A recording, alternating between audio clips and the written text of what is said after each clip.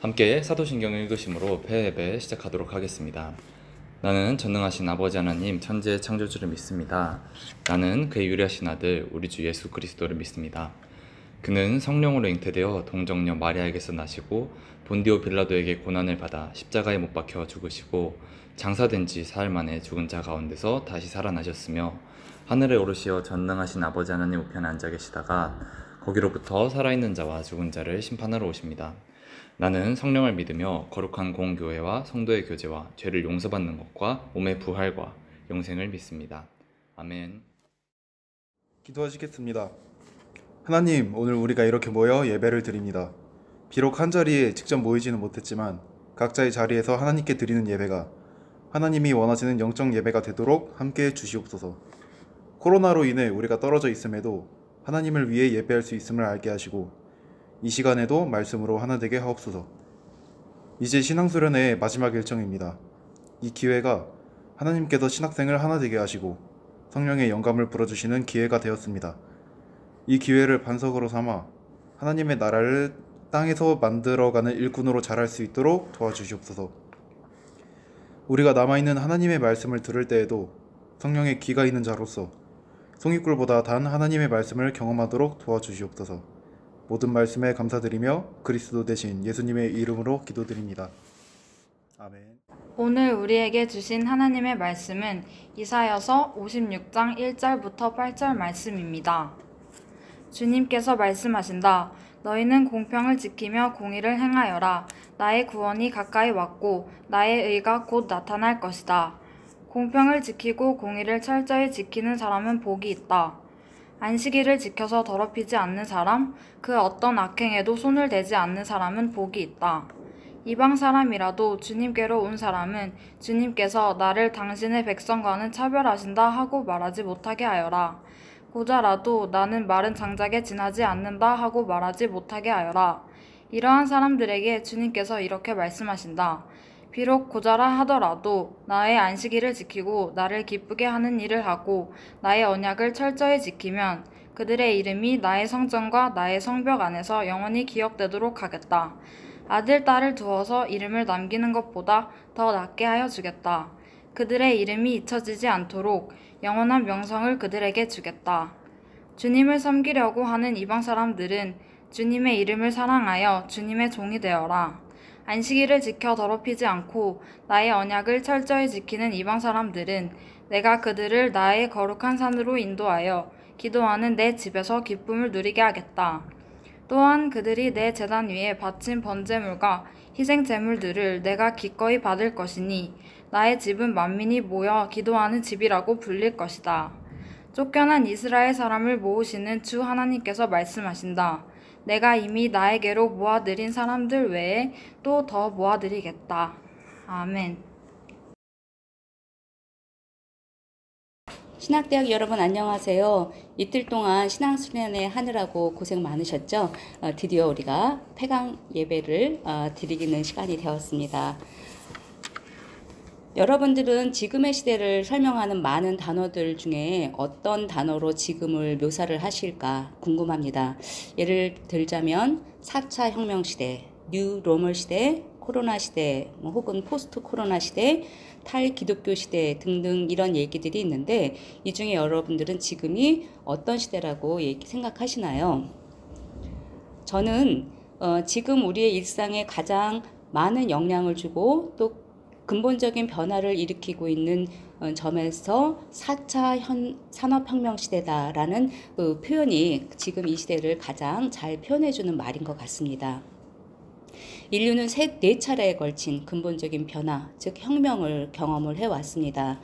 1784년에 영국에서 시작된 증기기관과 기계화로 대표되는 1차 산업혁명, 1870년 전기를 이용한 대량 생산이 본격화하게 된 2차 산업혁명, 1969년 인터넷을 기점으로 해서 컴퓨터 정보화 및 자동화 생산 시스템이 시작된 3차 산업혁명, 그리고 로봇, AI 등 실제와 가상이 통합된 그런 사물들을 자동적이고 지능적으로 제어할 수 있는 그런 가상 물리 시스템이 구축되는 게 이제 기대되고 있는 지금의 4차 산업혁명 시대가 바로 그러한 인류의 그 혁명이라고 얘기를 할 수가 있겠죠.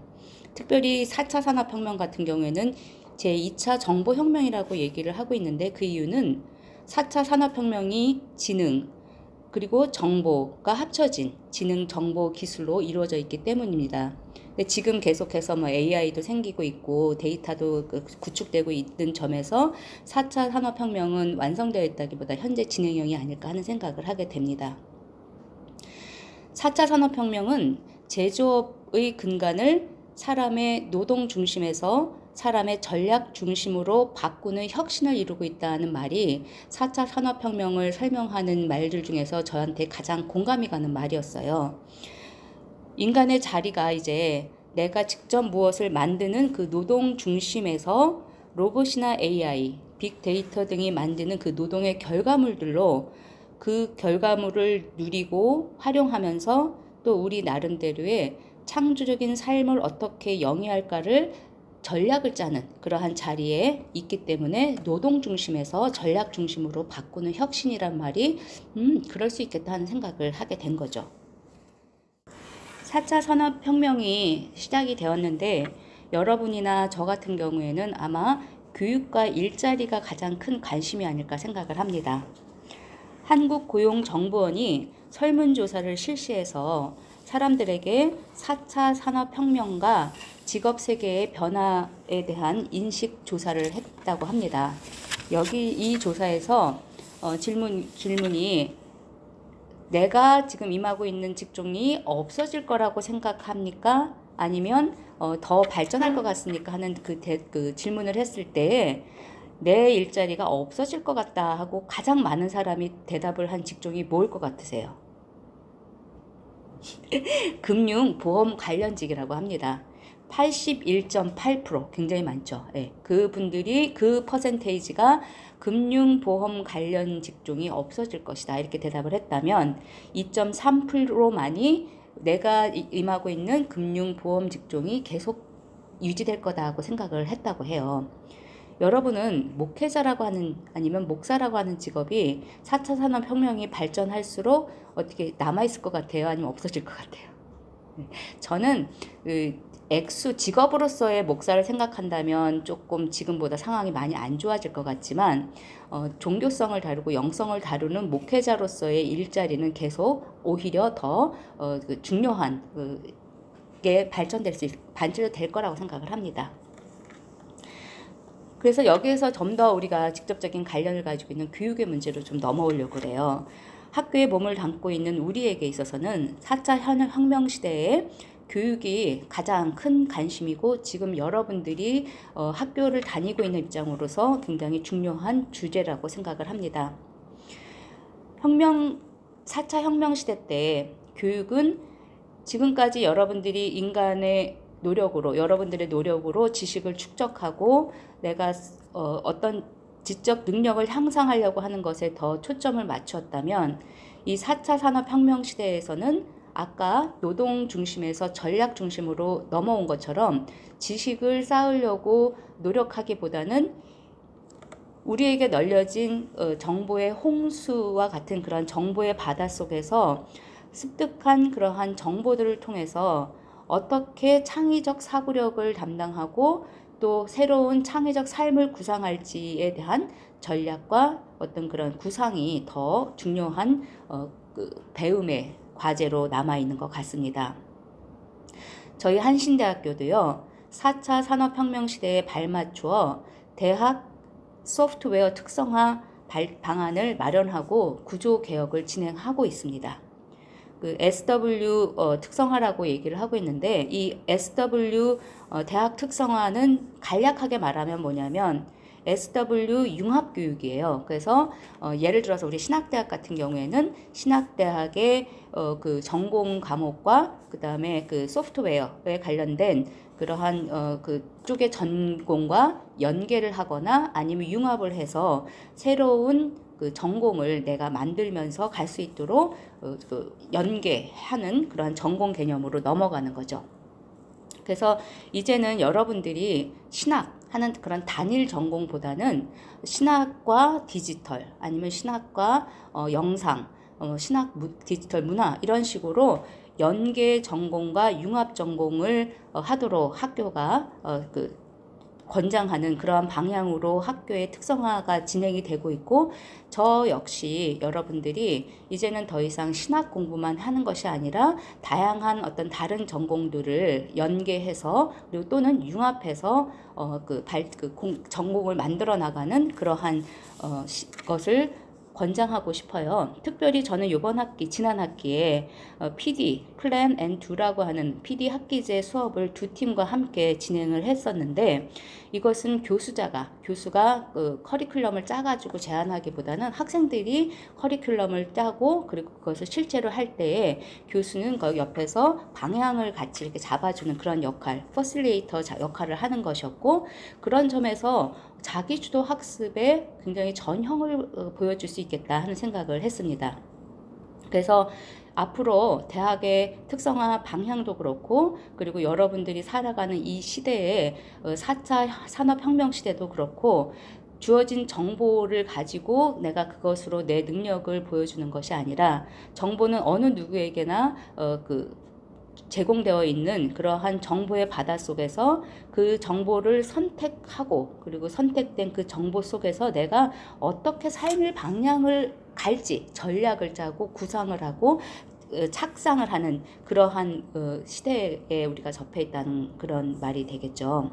그래서 우리는 사고하고 우리의 사고할 게 필요한 정보들을 수집해 가지고 살아가는 호모 사피엔스였는데, 이제는 그 중간에 우리가 휴대폰으로 얘기를 할 수가 있는, 그러니까 이 휴대폰이라고 하는 것은 개인 정보가 다 담겨 있는 어떤 걸어다니는 사전이나 마찬가지잖아요. 그래서 호모 사피엔스는 이제 호모 포노 사피엔스라고 새로운 신조어가 생긴 어떤 인종이 되었어요. 그래서 여러분들이 사고를 하지만 이제는 포노, 개인 인터넷이나 휴대폰이나 이러한 다양한 정보를 가지고 여러분들의 지식의 폭과 그다음에 깊이를 만들어 나가는 그런 시대가 되었다는 것입니다. 예전에 여러분들이 교실 안에서 강의를 들었고, 그리고 그 책을 통해서 그 강의를 들었던 내용들을 깊게 이제 심화시켰다면, 그래서 교실에서 강의를 듣고 책을 읽을 때는 내가 정보를 선택할 수 있는 자유가 별로 없었잖아요. 교수님이 강연하면 그 강연 내용을 주로 듣는 거고, 책도 좀 시간이 많이 걸리기 때문에 다양한 걸 접하지 못하지만, 요즘 어때요? 제가 강의를 하다 보면 저 뒤에서 휴대폰으로 검색을 해가지고 교수님 그거 좀 다른 의견이 있는 것 같아요. 아주 창의적이고 좋은 그거예요. 여러분들 제 수업 때 그렇게 하셔요. 괜찮아요. 네. 그래서 이제는 교수자가 자기가 원하는 주제를 강의하는 것만으로는 수업이 진행이 되지 않고, 여러분들 역시 동시에 강의를 들으면서 동시에 휴대폰으로 정보를 검색할 수 있고 또 다른 의견을 가질 수 있는 이러한 정보의 다양화 시대에 우리가 살고 있고, 그리고 책을 가지고 시간을 들여서 정보를 깊이 심화시켜야 되는데, 그렇지 않고 주제 하나만 딱 뜨면 10가지, 100가지의 어떤 얕은 단편 지식들이 올라오고 있기 때문에 우리가 이제는 더 이상 정보의 습득을 위한 그런 교육은 하지 않는다는 거죠. 그런 의미에서 대학의 정체성도 이제 바뀔 수밖에 없는, 그래서 대학이 이제까지 여러분들에게 정보를 제공해주는 그런 큰 대학이 되었다면, 이제부터는 더 이상 정보는 대학에 굳이 안 와도 되는, 그러면 대학은 없어져야 될까? 그것은 아니라고 봐요. 뭐냐면, 그렇게 정보들이 넘쳐 흘렀을 때 그 정보가 유익할 때는 정보의 바다가 될 수 있지만, 그것이 내가 어떤 정보, 100개의 정보가 있을 때 여러분들은 그 100개의 정보 중에 어떤 것을 선택하시겠어요? 만약에 강의를 들었을 때 제가 구약을 여러분들보다 좀 더 공부를 먼저 했다는 그 의미에서 이러이러한 방향으로 요 주제는 접근하는 것이 적절합니다 하고 설명을 해주고, 여러분들은 그것을 이제 따라오는 방식이었다면, 이제는 그렇지 않다고 말씀드렸잖아요. 그러면 이 많은 정보, 말이 넘쳐 흐르는 이 속에서 나는 어떤 말들을 선택하고 그것을 내 정보로, 내 어떤 기초 지식으로 담을까 하는 그런 고민이 남아 있다는 거죠. 이렇게 말과 말이 하나의 떠도는 말로 어떤 것은 가짜 정보로 떠돌고 있는 이러한 시대 때에 우리는 그러면 어떠한 것의 중심이 되어서 내 삶을 창의적으로 짜는 전략을 만들고 그리고 또 어떻게 어떤 말들을 근거로 해가지고 이 세상을 살아가게 될까 하는 정말 중요한 질문이 떠올라오게 됩니다. 바로 요 점에서 저는 오늘 우리가 선택한 이사야 본문이 그 어떤 지혜로운 답을 우리에게 주지 않는가 하는 생각이 들어서 이사야 본문을 저희 신앙수련의 주제 본문이기도 하지만 그런 의미에서 본문을 설교 본문으로 선택을 했습니다.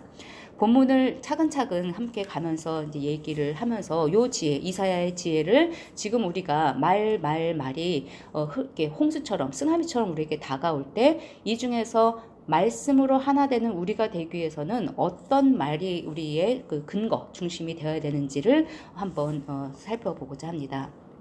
이사야 선지자는 하나님의 구원이 가까웠다는 선포로 56장을 시작을 하고 있습니다. 1, 2절에서 구원이라고 하는 것을 구체적으로 어떻게 설명을 하냐면 공평과 공의가 행해지고 하나님의 규율, 즉 여기서 안식일로 대표되고 있는데 하나님의 규율을 지키고 악행을 행하지 않는 세상이 오는 것, 그것이 바로 구원의 나라가 하나님 나라를 이 땅에 실현하는 것이라고 1, 2절이 선포를 하고 있어요. 근데 혹시 우리가 못 알아들을까봐 그 공평과 정의가 실현되는 거를 구체적으로 예를 들어주세요. 저는 이제 이런 거 너무 좋아합니다. 너무 막연하게 얘기하지 마시고 예를 들어주세요. 이사야는 3절에서 그 예를 구체적으로 악행을 하지 않는 것, 이것이 구원을 하고 하나님 나라를 형성하는 그러한 하나님의 말씀이라고 말을 하는데 그것은 뭐냐면 이방 사람이라고 할지라도 너는 하나님의 백성이 아니야 하고 차별하지 않는 것, 고자라고 해도 너는 아이를 낳을 수 없는 자야 하고 혐오 발언을 하지 않는 것이 바로 공평과 정의를 실현하는 하나님의 말씀이라는 구체적인 예를 들어주고 있는 것이 저는 참 놀라웠습니다. 우리가 성서를 문자 그대로 이렇게 해석하지 않는 건 여러분 다 아시죠? 이방 사람 고자라고 했던 요 이사야의 말이 그 당시에 가지고 있는 그 의미가 가장 적절하게 지금의 누구에게 적용될 수 있는지 그 해석학적 유비를 통해서 우리는 성서 말씀을 현대말로 풀어나가고 있는데 저는 여기에서 이사야가 말한 이방인이 사회적인 소수자, 약자라고 볼 수 있을 것 같고요. 고자라고 한다면 성소수자들을 또 대표할 수 있는 그러한 사회적 약자가 아닌가 생각을 합니다. 2007년에 차별금지법이 하나의 법으로 상정이 되었는데 그때 2007년에 이제 시작된 차별금지법이 대부분의 이제 기독교 단체들이 성적 지향과 성별 정체성 조항을 빼지 않고는 통과시킬 수 없다, 상정할 수 없다는 그런 반대를 해오고 또 성소수자들을 향해서 차별과 혐오 발언을 해오고 반대를 하고 앞장서는 바람에 아직까지도 이것이 법으로 상정이 되지 못하고 있는 현실입니다. 성소수자들에 대한 그런 차별뿐만이 아니라 여성과 남성이라고 하는 그런 양성 구도 속에서조차도 여성은 목회자가 될 수 없고 자격이 없다고 여성 안수 금지를 하나의 그 총회법으로 만든 교단들이 여성 안수를 허용하는 그런 법을 만든 교단보다 더 많은 것이 현실입니다. 그리고 또 이슬람을 반대한다는 것을 빌미로 해서 난민과 외국인 노동자에 대한 혐오와 차별을 너무도 당당하게 이렇게 하고 있는 기독교 선교단체와 교회의 모습들을 또한 우리는 보고 있습니다. 정체성 그리고 가치가 다른 사람들을 향해서 이사야가 말하는 이 56장의 말씀은 종교의 이름으로 혐오와 차별을 자행해서는 안 된다는 그러한 하나님의 말씀을 읽게 됩니다. 이사야는 고자로 표현되어 있는 성소수자들의 정체성을 거부하거나 지워버리지 않고 그 정체성을 인정하면서 그 정체성으로 다른 성적 정체성을 가지고 있는 사람들이 지향하는 목표, 즉 고자가 아닌 사람들은 자식을 낳을 수가 있죠. 자식을 낳고 우리가 그 대를 잇는다는 것은 무슨 의미일까요? 사람이 죽어서 이름을 남기고 명성을 남기는 것이 목적일 것입니다. 그렇다면 아이를 낳지 못하는 고자에게 있어서는 아이를 낳지는 못하는 차이점은 있지만 이름을 남길 수 있는 공통점은 가질 수 있지 않겠습니까? 이사야가 여기서 바로 얘기하는 그 지향적인 목표점이 하나님의 축복, 고자를 향한 축복으로 얘기를 하고 있는 거죠. 그래서 고자가 가지고 있는 소수자로서의 성별 정체성은 거부하지 않지만 사회가 지향하고 있는 이름을 널리 알리고 또 남기리라고 하는 그러한 축복을 동일하게 받을 수 있다는 점으로 차별하지 않는 그러한 이사야의 하나님 말씀의 전달을 볼 수가 있었습니다. 또한 사회적인 약자들에게 이방인이기 때문에 너희는 하나님의 백성이 될 수 없어 라는 무조건적 차별보다는 하나님의 거룩한 산 그리고 성전에 함께 모여서 기도하는 그런 기도의 집으로서의 성전 속에서 함께 가치를 실현해 나가는 노력을 하는 것을 그 다음 절에서 얘기를 하고 있는 것을 볼 수가 있습니다. 기도라고 하는 것은 뜻을 합하여 우리가 하나님께 간구하고 길을 모색하는 하나의 과정이라고 한다면 이방인이라고 할지라도 그들이 하나님의 안식일을 지키고 하나님의 말씀대로 살겠다고 하는 고백을 할 때 그들은 하나님의 백성의 그 범주 안에 들어올 수 있음을 이사야는 우리에게 보여주고 있습니다. 초대교회에 와서 보니까 이렇게 만민이 모여서 기도하는 집이라고 했던 그 성전 속에 일부 제사장들이 독점하면서 거기에서 그 소와 양과 비둘기를 파는 그러한 행위를 했을 때 예수 그리스도께서 6월절에 예루살렘 성전에 가서 그 가판대를 다 뒤엎는 그러한 대목을 여러분들 기억하실 겁니다.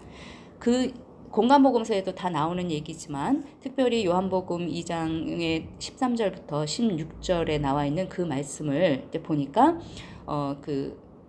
이곳은 하나님이 우리가 기도하는 그러니까 하나님 성전은 기도하는 우리 하나님의 집이고 그리고 이곳은 장사하는 집이 되어서는 안 된다. 그래서 소와 양과 비둘기를 파는 사람들 그리고 돈을 바꿔주는 사람들에게 채찍을 들어서 이렇게 파시는 모습을 볼 수 있습니다.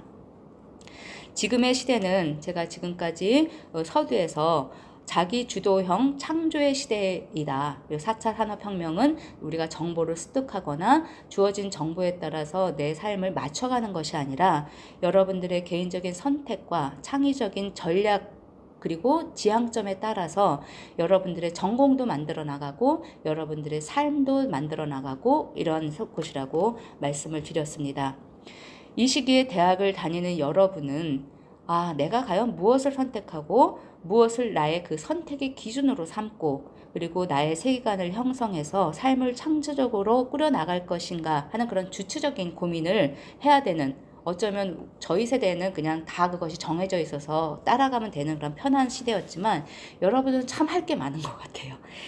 그럼에도 불구하고 우리가 이러한 것들을 선택해서 나아가서 나의 어떤 주도적인 그 전략을 짜야 되는 그런 시대에 태어나서 사는 여러분들이라고 한다면 그런 것을 다 짜는 어떤 그러한 기준점 그것이 무엇일까에 대한 고민을 하는 것이 바로 저희 신학대학의 4년 동안의 학부 생활인 것 같아요.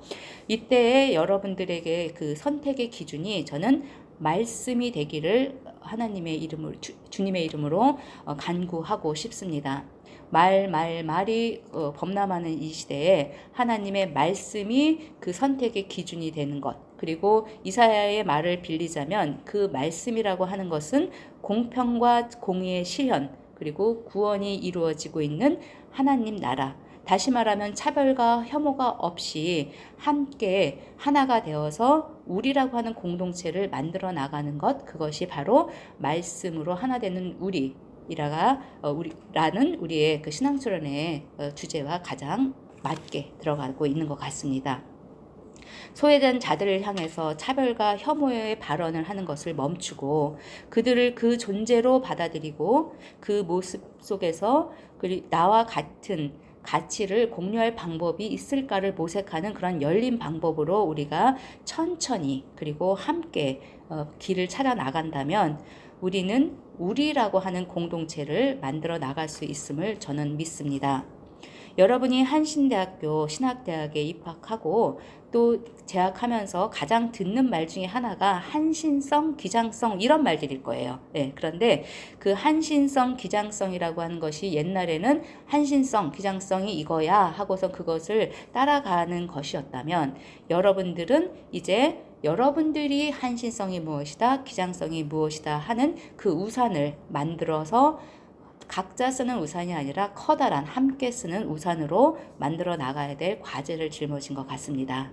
한 학기를 시작하는 이 시점에서 저희가 정말 하나님이 주신 말씀이 무엇이었고 그리고 그 말씀 속에서 내가 내 삶을 주도적으로 만들어 나가는 그러한 방식이 무엇인지를 전략적으로 고민하는 중요한 시기에 중요한 주제를 우리가 함께 고민해 봤던 것 같습니다. 여러분들 신앙수련회 하느라고 많이 수고하셨고요. 그리고 한 학기 여러분들이 이러한 말씀 속에서 여러분들의 능력을 배가하고 그리고 또 여러분들 나름대로의 길을 모색하는 한 학기가 되시기를 주님의 이름으로 축원합니다. 감사합니다. 함께 주기도문 읽으심으로 개회 예배 마무리하도록 하겠습니다. 하늘에 계신 우리 아버지, 아버지 이름을 거룩하게 하시며 아버지의 나라가 오게 하시며 아버지의 뜻이 하늘에서와 같이 땅에서도 이루어지게 하소서. 오늘 우리에게 일용할 양식을 주시고 우리가 우리에게 잘못한 사람을 용서하여 준 것 같이 우리 죄를 용서하여 주시고 우리를 시험에 빠지지 않게 하시고 악에서 구하소서. 나라와 권능과 영광이 영원히 아버지의 것입니다. 아멘.